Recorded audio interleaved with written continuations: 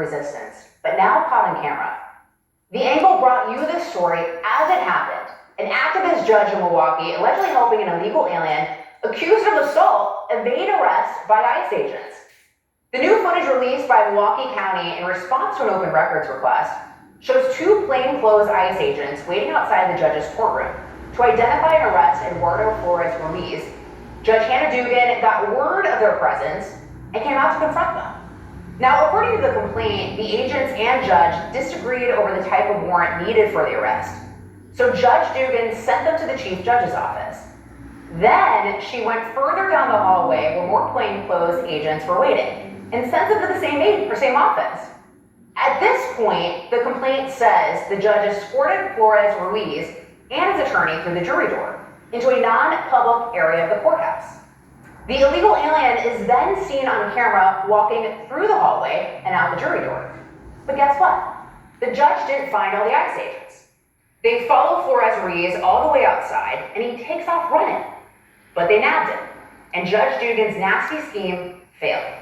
She's now facing federal charges for obstruction of proceedings and for concealing a person to prevent arrest.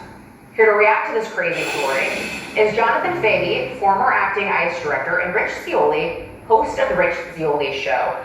Jonathan, let's start with this. So the judge here pleaded not guilty, but she's on camera. So how's that gonna work for her? You tell me. Well, yeah, that's standard typically for a defendant to plead not guilty, but the video really shows some appalling behavior on a part of this judge. And what's really amazing about this, and it doesn't get probably enough attention, is this person was facing 3 assault charges in which 2 people were hospitalized as a result of this. So this judge walked him out the door knowing he wasn't coming back to her court or anywhere else because he knew he had an ICE warrant out for him. So it's really absolutely outrageous that she did this. And what's even more outrageous is the Democratic Party, by and large, is supporting her illegal behavior. And it's really another example of the Democratic Party, this judge in particular, putting the safety of their citizens behind the interests of illegal aliens. But the whole thing is appalling, and her defense is probably going to be she filed a judicial immunity motion, but that's ultimately going to fail, and she's really going to have to face the consequences of her actions, I believe.